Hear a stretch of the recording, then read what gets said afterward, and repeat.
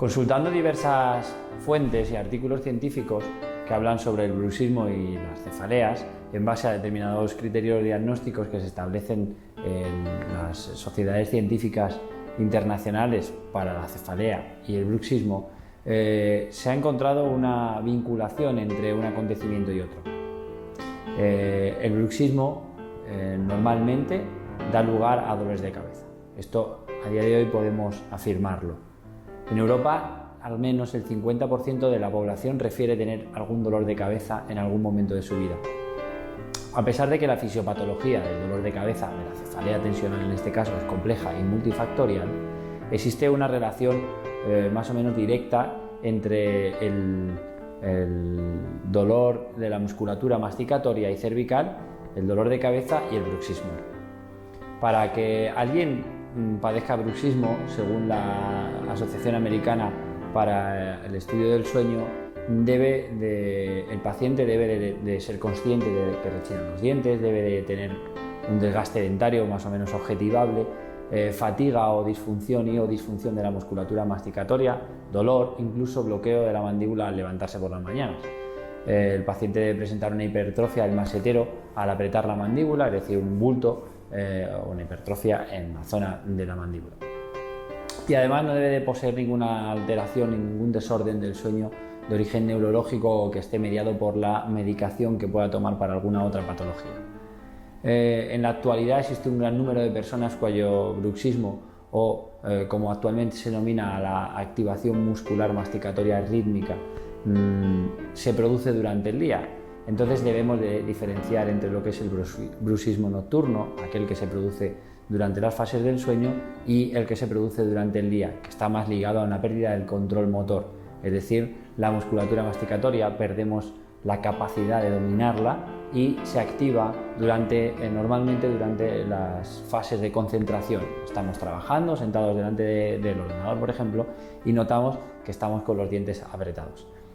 Hay un gran número de personas cuyo bruxismo o activación durante el día refiere síntomas dolorosos en cabeza y cuello, como pueden ser las cefaleas. Estas cefaleas afectan más frecuentemente, según la literatura, a mujeres que a hombres y la intensidad va disminuyendo con el paso de la edad.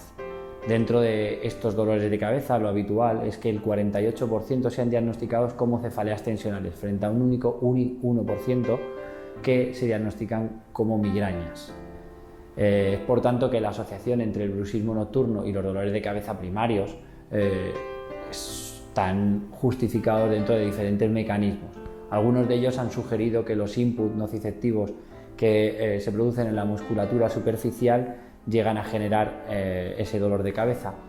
En la actualidad sabemos que gran parte de los dolores de cabeza están provocados por los puntos gatillos miofasciales. Son unas entidades dentro de la musculatura que tienen la capacidad de generar un dolor en la zona local, pero además irradiado, que puede generarnos ese tipo de dolores de cabeza. Estos puntos gatillo además son los responsables de los procesos de sensibilización periférica y central que hacen que las cefaleas tensionales cada vez sean más frecuentes, más intensas y lleguen a perpetuarse en el tiempo. El bruxismo es el factor más importante para el desarrollo de esos puntos gatillos en cabeza y cuello, por tanto de ahí la asociación entre el bruxismo y el dolor de cabeza.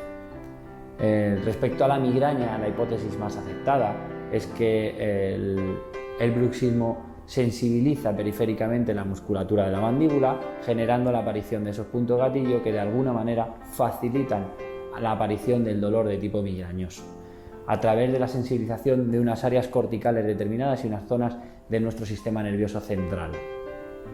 Por tanto, llegados a este punto es fácil determinar que el tratamiento de elección durante años haya sido la férula, por aquello de intentar disminuir la actividad muscular masticatoria, interponiendo un plástico de un acrílico determinado que está conformado con la forma de nuestros dientes y que se pensaba que disminuía la actividad de la musculatura.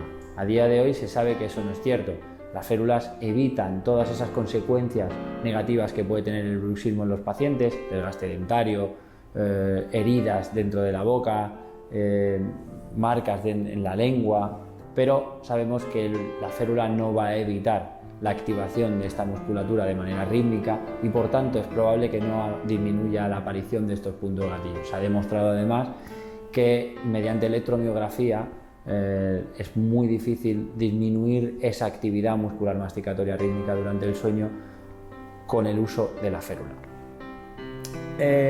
Son pocos los estudios que avalan un efecto a corto plazo de la mejoría del bruxismo nocturno con las férulas de descarga, pero sí que puede haber algunos cambios en esta actividad parafuncional nocturna cuando ponemos una férula por aquello de que interponemos un plástico en los dientes que cambie de manera repentina el sistema estomatognático, es decir, nuestra oclusión, y eso puede dar que nuestro cerebro frene esta actividad anormal.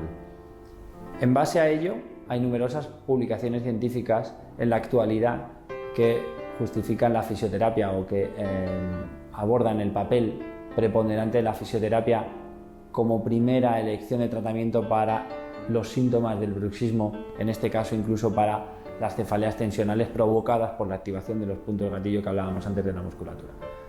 Una vez concluida la existencia del bruxismo como uno de los factores desencadenantes de la sintomatología normal de dolor en cabeza y cuello, el 80% de la afectación es de origen muscular, como hemos descrito anteriormente. Es por ello la importancia de la fisioterapia en este punto. En consecuencia, el tratamiento de elección para este tipo de cuadros debe ser siempre la fisioterapia, acompañada en ocasiones de la férula cuando se determine que su uso puede favorecer en algunos otros puntos a la sintomatología del paciente. El abordaje manual de los puntos gatillo, la terapia manual, la punción seca son algunas de las herramientas que la fisioterapia tiene y que han demostrado tener alta evidencia científica en el tratamiento del bruxismo. Desde el inicio del tratamiento es necesario reeducar la musculatura mediante el ejercicio fundamental en este área para tratar de disminuir todas esas activaciones musculares que se producen durante el día. Esto garantizará una óptima evolución del paciente y un abordaje preventivo que ayude a eliminar los síntomas actuales y hacer que a medio y largo plazo el paciente se sienta mejor. Si queréis saber más de este y otros temas, podéis poneros en contacto con nosotros a través de los canales habituales. Un saludo.